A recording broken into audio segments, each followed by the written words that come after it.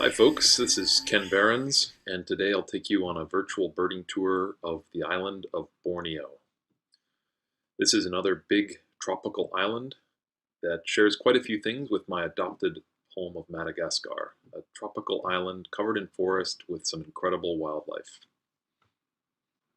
So here's Borneo's geographical context. It's in this incredibly fascinating region of the world between New Guinea and Southeast Asia, just north of Indonesia.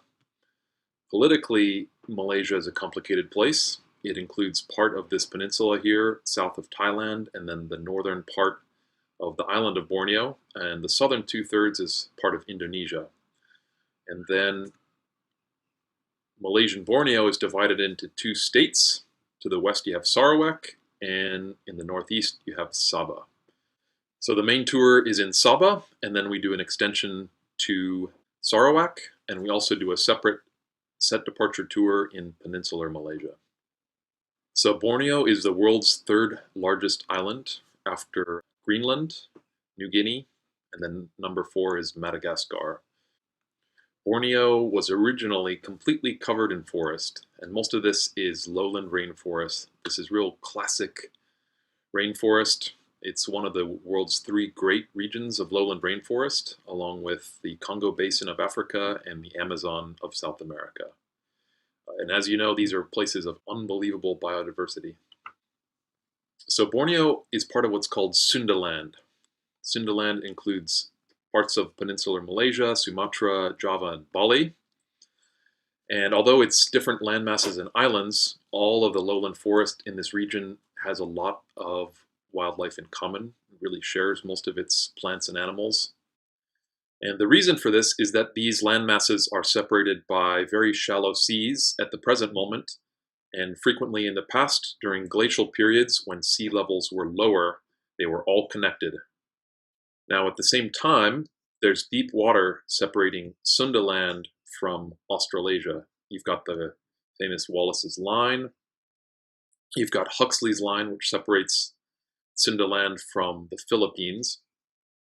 So although Borneo is close to Australasia, it's very much Asian in character in terms of the wildlife. Borneo has about 50 endemic birds, and the majority of these are actually found in the highlands. This is Mount Kinabalu. Here you can see the Bornean highlands. They're actually mainly in Sarawak and Kalimantan, but you have Mount Kinabalu and some fairly extensive highlands here in Sabah, very rich in endemic birds. So Borneo is really a quality over quantity kind of tour. You only see around 300 birds on a good tour, but these just include some of the coolest birds on Earth, which will be pretty obvious when you see this virtual tour. Part of the attraction of Sabah is that not only does it have world-class wildlife, it also has excellent lodging, really good infrastructure. It's really safe and peaceful, so it's just a very nice place to visit. So for birders, an uncannily high proportion of the coolest birds start with B for some reason. This is the Bornean Bristlehead, a double B. This bird makes up its own family, which is endemic to Borneo. So a major target for family listers. Here's a broadbill, the black and yellow broadbill, triple B. Barbets, like this golden nape barbet. Bee-eaters, like this red bearded bee-eater, double B. Bulbuls, like yellow-bellied bulbul, double B. There's a whole array of bulbuls. I'll show you a few more of those. And babblers, there's this diverse array of babblers. This is the black-capped babbler, double B. Borneo is also the world capital for pittas. This is the endemic black-crowned pitta. It's just one of several species of pittas that we hope to see on this tour. Hornbills are another major feature. This is the wrinkled hornbill, one of the smaller species. This is the massive rhinoceros hornbill. This one, and then the helmeted hornbill, arguably are the 2 coolest hornbills on Earth. They're both absolutely massive, and they're restricted to Sundaland. There's an array of awesome kingfishers, like this stork-billed kingfisher. As I mentioned, there's a ton of mountain endemics. This is one of them, the Bornean green magpie. And a major draw card is orangutan. There's between 5 and 8 great apes on Earth, depending on your taxonomy, and the orangutan is the only one found in Asia. Tons of other great wildlife too, like this saltwater crocodile. So just a very, very biodiverse place. So here's the tour map. We start in Kota Kinabalu, then we fly down to Lahad Datu. We visit lowland sites here in the Danum Valley, Kinabatangan, Sepalak, Sandakan. Then we drive up to Mount Kinabalu, and we spend the last several days of the tour up in the highlands of Sabah. And then we also do a Sarawak extension after this. So the tour starts in the big modern city of Kota Kinabalu. On a clear day, you can have a great view of Mount Kinabalu in the distance. So our tour will wrap up in the highlands, but to start off, we fly across Sabah to the scruffy little town of Lahad Datu. This is the gateway to the Danum Valley. Right in Lahad Datu, I have a little stakeout for rufous night heron. It's a nice bird to get right off the bat. So in Lahad Datu, we get into 4x4s and we drive a few hours into the heart of the Danum Valley Conservation Area. This is one of the biggest and best protected areas of lowland forest in Sabah. A lot of the Danum Valley is managed for logging, but it seems to be done in a sustainable way. And there's a large core area here. So this time in the Danum Valley is really the heart of this tour in a lot of ways. You can see probably 70% of our total bird list here. Just incredibly diverse place. And it's also one of these places like the Amazon where you always leave feeling like you left a lot behind. It doesn't matter how much time you spend. You never see it all. We start the tour with a bang because this place is incredibly diverse and it's like sensory overload for people in the first couple days. It's pretty fun. And the lodge where we stay is right at the edge of this core area of pristine forest. You drive several hours through forest to get to this lodge, and by the time you arrive, you just feel like you're in an unbelievably vast and wild place. On the drive in, we look for White-fronted Falconet, which is a Bornean endemic.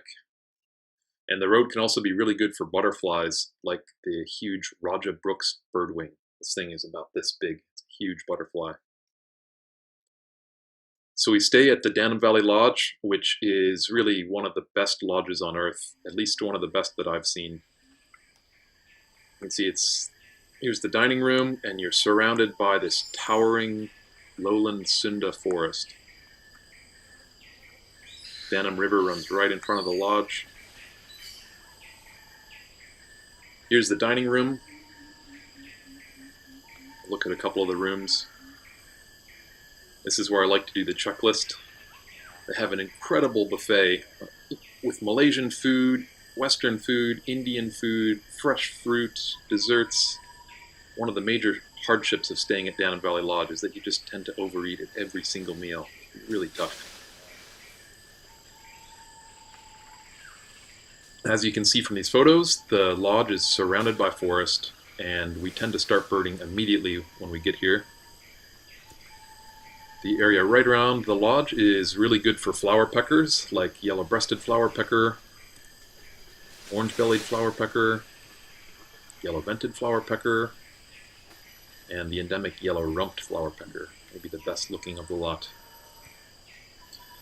There's usually some fruiting trees right next to the lodge balcony that have greater green leaf birds. This is a male and a female. And if there's fruit, it also attracts bulbils, so we can start on our bulbul collection. People tend to be happy that they have a guide when it comes to these bulbils because it can be pretty hard to tell apart, and there's a lot of them. This is gray-cheeked bulbul, hairy-backed bulbul, gray-bellied bulbul, streaked bulbul, Finch's bulbul, puffback bulbul, spectacled bulbul, red-eyed bulbul, buff-vented bulbul, and yellow-bellied bulbul. The area right around the lodge is actually the best place for this awesome pheasant, the crested fireback.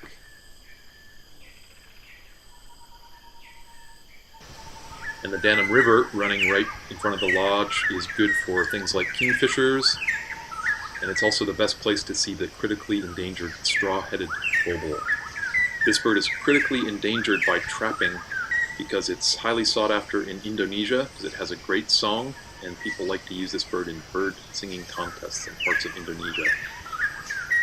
Well, once we get settled in at Danum and see a few birds around the lodge, we start birding in earnest. And I usually start birding on the entrance road itself.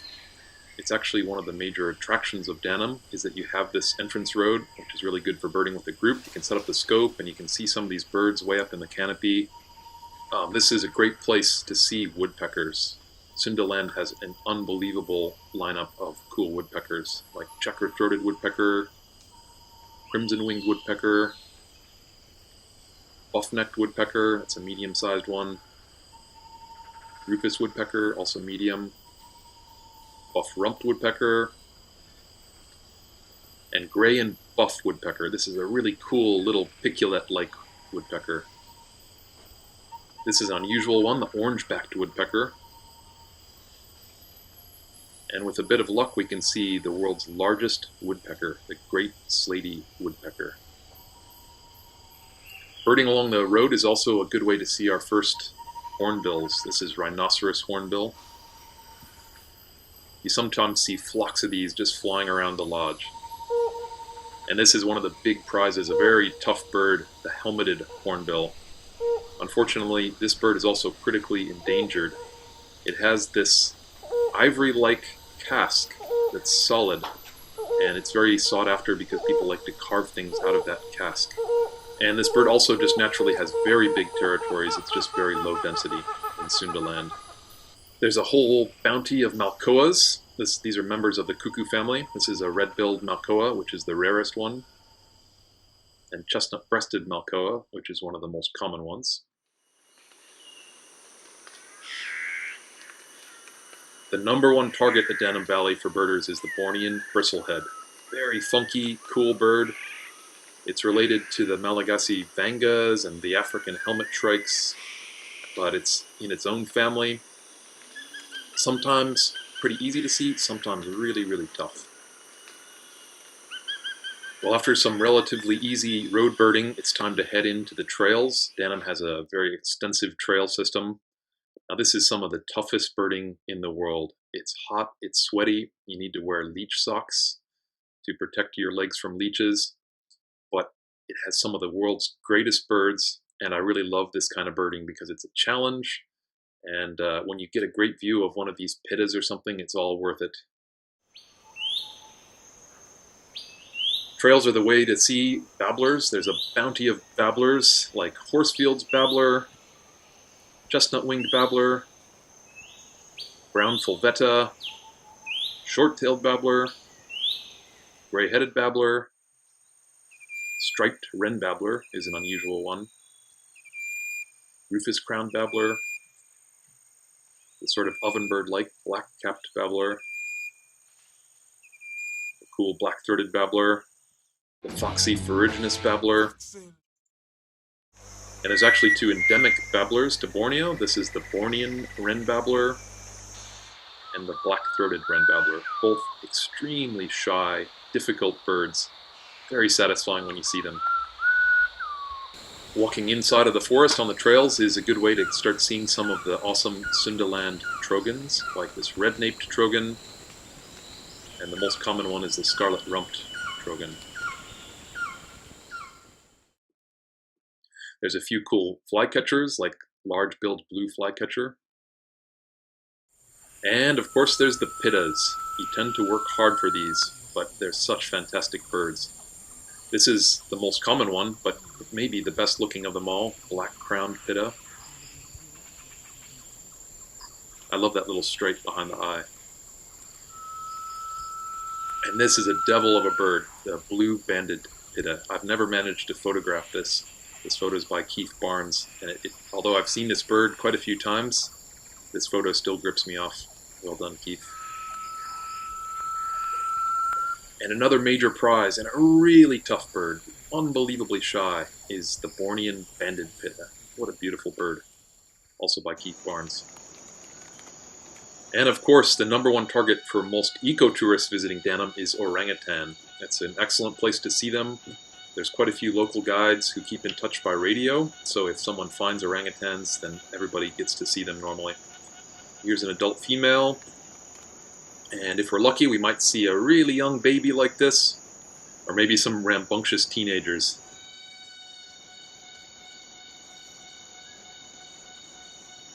And the real prize is seeing one of these big, flanged males. Just amazing animals. I'm pretty partial to birds, but there's really nothing like seeing a great ape. You just look in their eyes and they have this incredible sort of soulfulness to them. You feel like we're pretty close relatives, and it's an unforgettable experience. And one of the things I like about Danum is that you can just bump into orangutans anywhere. In places like Uganda, you specifically track gorillas and chimps, and you pay for a permit to do so. And it's a wonderful experience, but just bumping into great apes as you go birding is really delightful. There are also some smaller primates, like the red leaf monkey. This almost certainly seems to be a case of Batesian mimicry, because it has almost exactly the same color as the orangutan, but it's much smaller and weaker, so it benefits from looking like the big tough orangutan. Here's a little baby langur. This one is quite tough, but another wonderful primate is the Bornean gibbon. Borneo is the world capital of squirrel diversity, so we'll start seeing squirrels like crevice squirrel. And this is the Bornean pygmy squirrel. It's tied with the African pygmy squirrel for the title of the world's smallest squirrel. It's about this big. It's absolutely minuscule. It's like a mouse. Another great mammal is bearded pig. So the best way to see mammals at Danum is to do night drives. We normally do a couple night drives. These are incredibly exciting. Although some of these mammals are quite rare and take a lot of luck, flying squirrels are quite common. This is Thomas's flying squirrel and red giant flying squirrel. These photos really don't do this animal justice. It's like 4 feet long, and when they fly, they put out this huge flap of bare skin, and they look like some sort of pterodactyl. They usually bump into lesser mouse deer. This is the Philippine slow loris. And the western tarsier, quite a character. It's a good photo by Sam Woods. The next few animals are quite rare. Takes a lot of luck to bump into them. This is the binturong. It's a member of the civet family, but looks kind of like a badger. This is banded civet. A bit more common, sometimes we see around the lodge, is Malayan civet. And one of the most exciting things about Danum is that there are several species of cats. It takes a lot of luck to see most of them, but it's always possible. This is the most common one, the leopard cat. And this is one of the rare, exciting ones, the marbled cat. Such a beautiful animal. If you're excited by this sort of nocturnal mammal watching, you might want to check out Tropical Birding's enigmatic wildlife tour to Borneo. You really focus on this nocturnal stuff. Of course, there's some cool nighttime birds as well, like barred eagle owl, and several frogmouths. This is the small Sunda frogmouth, and this is large frogmouth. It really lives up to its name. It's hard to tell from these pictures, but this bird is bigger than a barn owl. It's absolutely massive. One weird thing about Borneo is that you see a lot of birds roosting at night. For some reason, the birds on Borneo roost very low in the forest. So this is a common emerald dove, but sometimes you find things like babblers and pittas. And sometimes on night walks, you'll get things like the Bornean forest dragon, some cool reptiles and frogs. Well, another major draw card of the Danum Valley is that it has one of the world's great lowland rainforest canopy walkways. So here's what it looks like on the canopy walkway. It's a fantastic way to get eye-level views of some of these birds that are so hard to see when you're on the ground.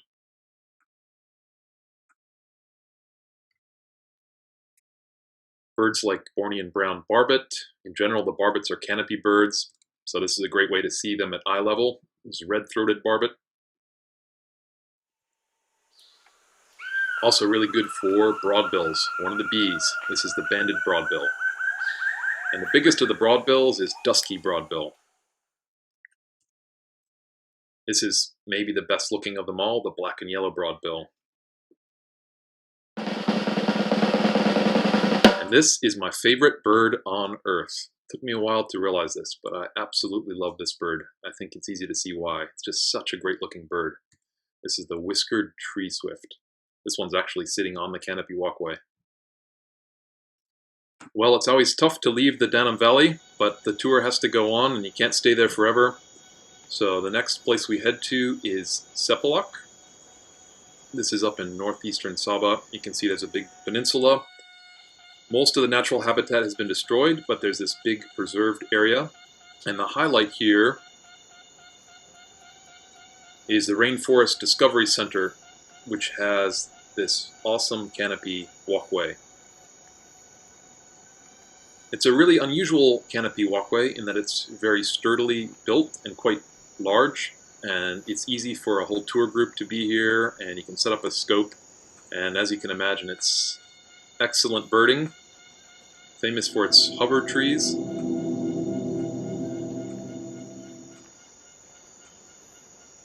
Sepalak is excellent for spider hunters, like the yellow-eared spider hunter and the spectacled spider hunter, as well as the little spider hunter.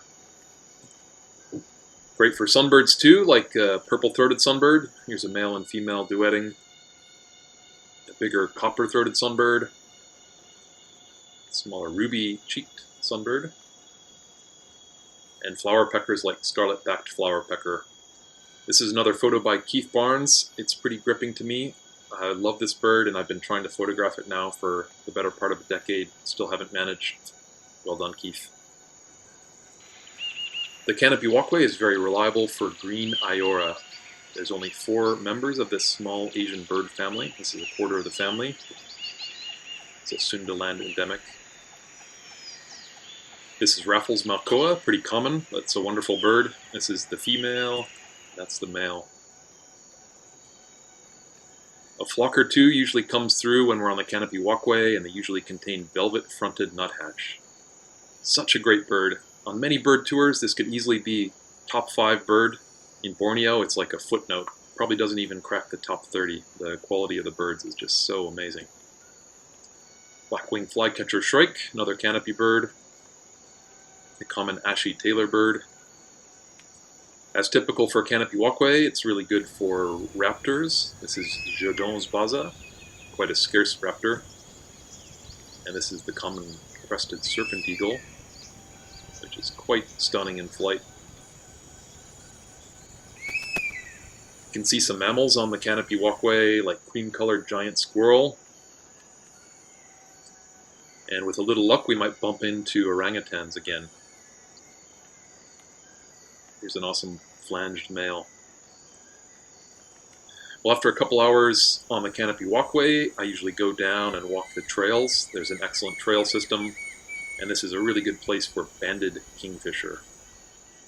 Here you can see a kingfisher in action. I love the way it raises and lowers the crest.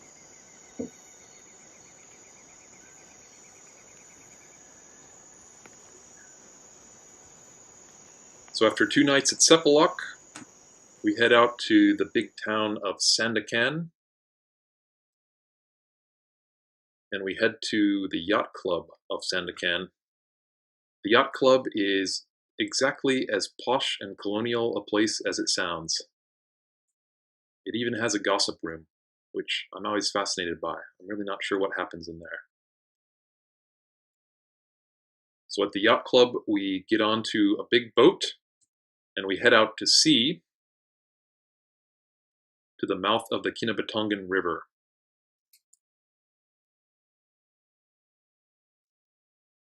And then we head up the muddy Kinabalu. The Kinabalu River is the #1 place in Borneo for eco-tourists. And it's a wonderful place, but it's also highly threatened. If you look at this satellite map, you can see these palm oil plantations starting to encroach. In some places, they come right down to the river. Here's what it looks like on the river.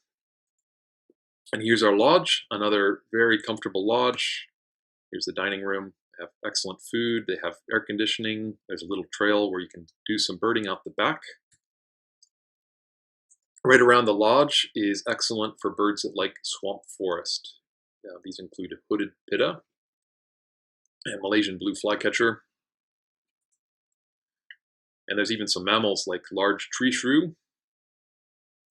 If we're really lucky, there might be a day-roosting Bornean Kaluga right around the lodge.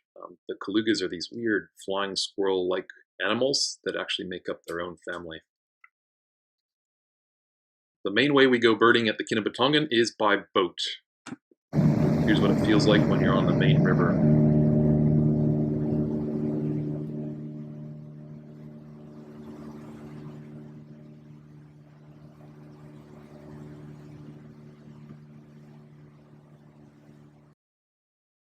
And we actually do most of our birding and mammal watching on some tributary streams like this one that are even quieter. Here's what it feels like when you head up a tiny little tributary. In this case, we were actually hot on the trail of Bornean ground cuckoo, a really tough bird.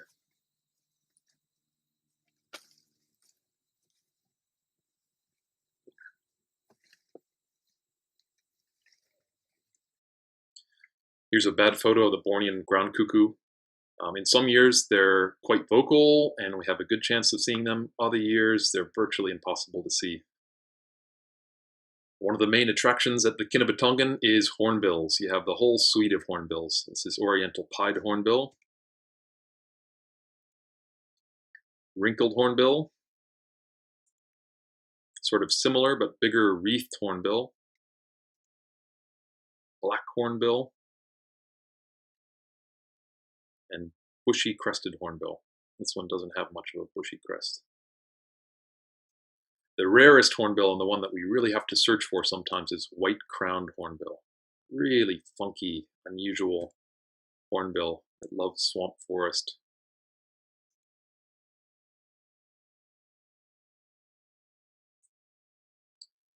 There's some water-associated raptors like lesser fish eagle, gray-headed fish eagle, and white-bellied sea eagle. There's some smaller birds too, like black and red broadbill. Of course, Kinabalu is wonderful for kingfishers, like colored kingfisher. This is oriental dwarf kingfisher, blue-eared kingfisher, and my favorite, stork-billed kingfisher. Another major birding target is the Storm's stork. There's only a couple hundred of these left in the world. Like cool little stork. The reason why lots of ecotourists come to Kinabalu is because it's quite good for mammals. The common mammals are macaques. This is long-tailed macaque and pig-tailed macaque. And the big star is the Proboscis monkey. Now, this is a female that has a pretty modest proboscis. But the males have truly prodigious proboscises. Such a bizarre and cool animal. There's also an endemic Bornean elephant, the Bornean Pygmy Elephant. These guys used to be lumped with the Asian elephants, but much smaller than the Asian elephants. There's also some huge reptiles like Asian water monitor and saltwater crocodile. Here's a big croc, almost 3 meters, sliding off into the water and disappearing.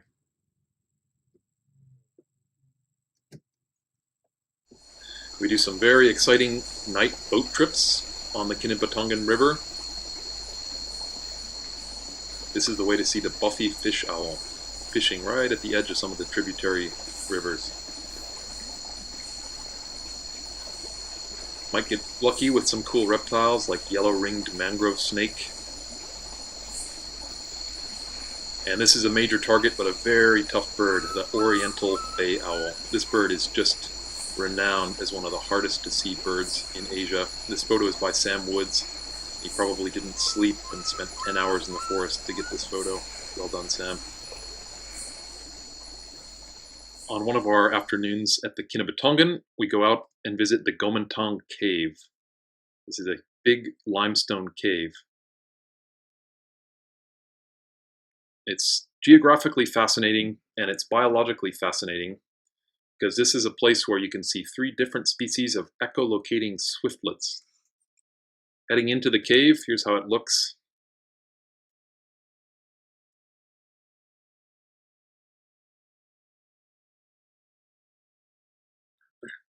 So you have hundreds of thousands or even millions of bats in this cave, and then you have these 3 species of echolocating swiftlets. These swiftlets are really unusual birds. They use echolocation to be able to navigate in completely dark parts of a cave, and they're virtually indistinguishable by their appearance. The only way you can tell them apart is by their nest. So this is the mossy nest swiftlet. Huge numbers of bats. This is one of the common ones, the acuminate horseshoe bat.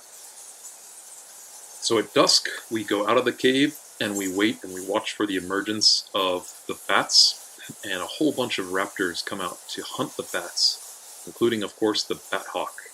Here's a bat hawk that's just caught a wrinkle-lipped bat. It's an incredible spectacle. Well, leaving Kinabalu, we drive north and west a few hours to get to Kundasang on the slopes of Mount Kinabalu. Along the way, we might see this magnificent pineapple roundabout. And Mount Kinabalu really does dominate this area. It's this huge mountain over 13,000 feet tall. It's the biggest mountain between the Himalayas and New Guinea. The lower slopes of the mountains have tons of forest, and they're just loaded with endemic birds. So it's really exciting to come up here.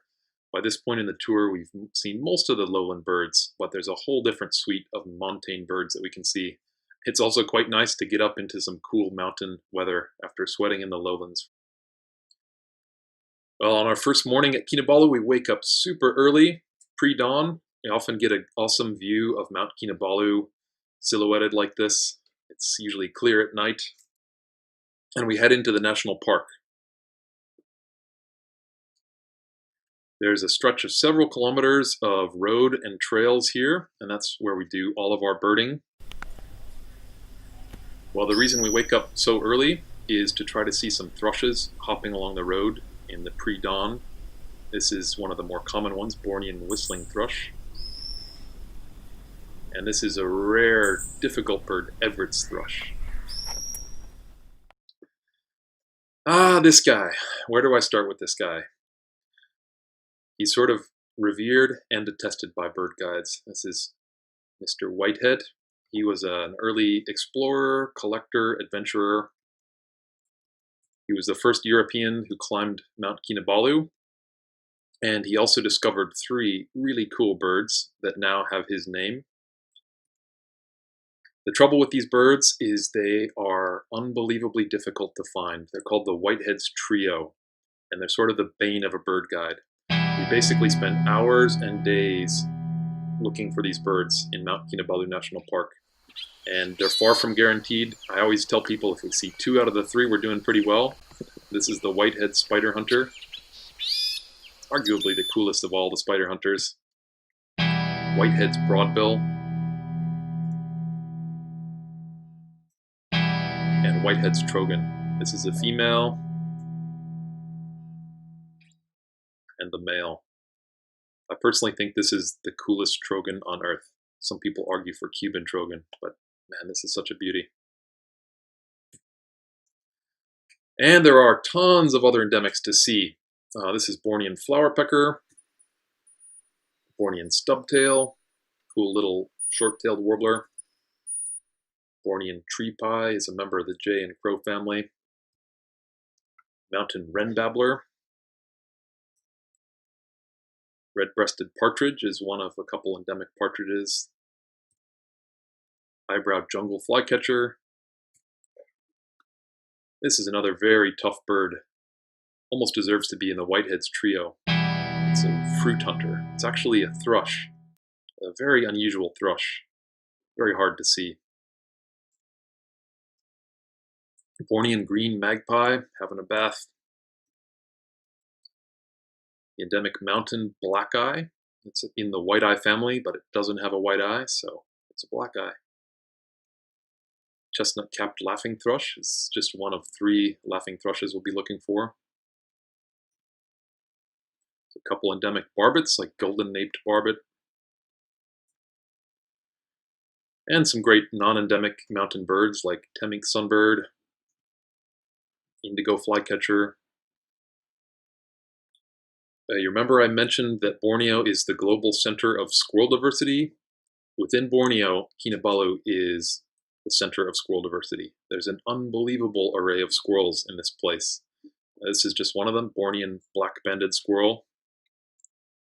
Here's a medium-sized gentink squirrel. And I think this is the coolest one. And of course, it's a Whitehead thing. It's Whitehead's pygmy squirrel. Absolutely tiny, with these huge, awesome ear tufts. Well, if we've done well enough on the endemics and have a bit of extra time, we'll go visit Pouring Hot Springs, which is on the south slopes of Mount Kinabalu, back into some lower elevation forest.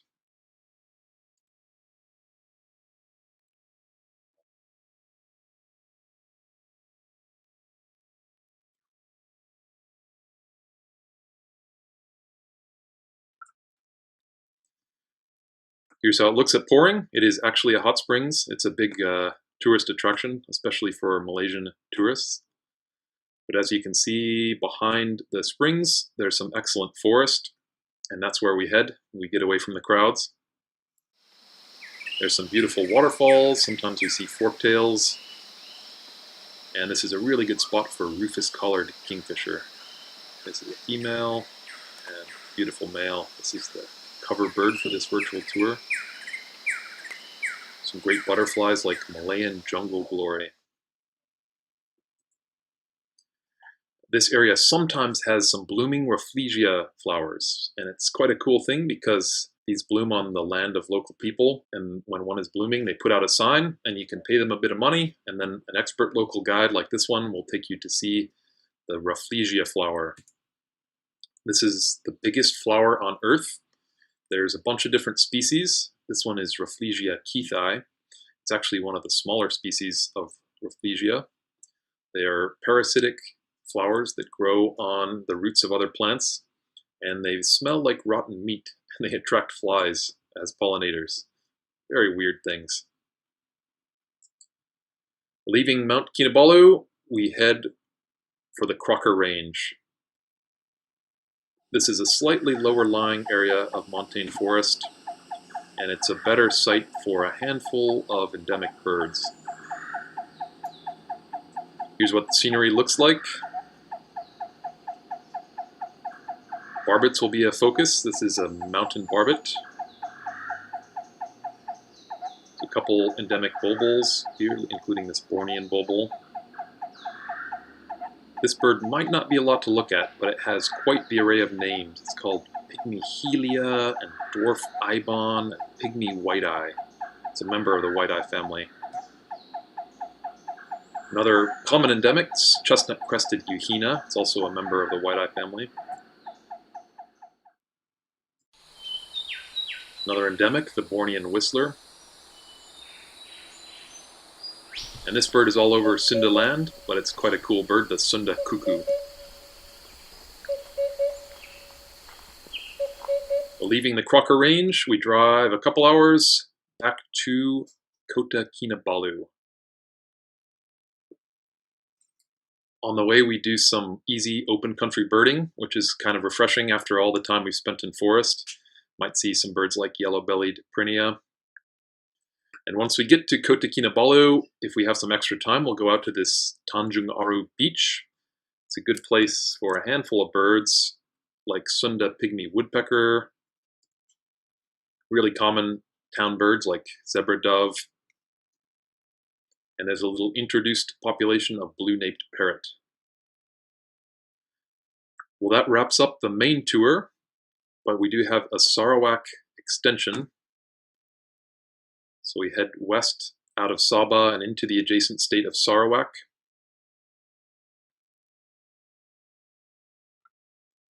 The reason for visiting Sarawak is that a handful of Bornean endemics are better sought here, and these include the black oriole and dewlet frogmouth. Well, that wraps up the Borneo tour, but remember that this tour runs in conjunction with our Peninsular Malaysia tour. So you can do a Grand Sundaland tour.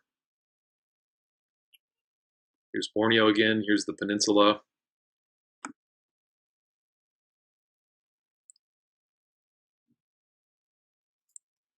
Just a few highlights of the Peninsular Malaysia tour include different trogons like red-headed trogon, ferruginous partridge, really good looking member of the laughing thrush family, silver-eared Nesia, mountain peacock pheasant,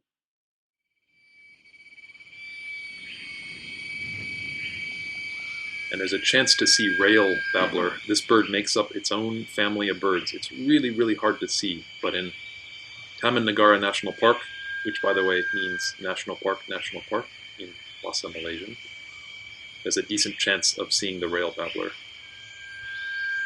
Well, that wraps up our virtual tour. Big thanks to Sam Woods and Keith Barnes for letting me use some of their photos, and thanks for watching.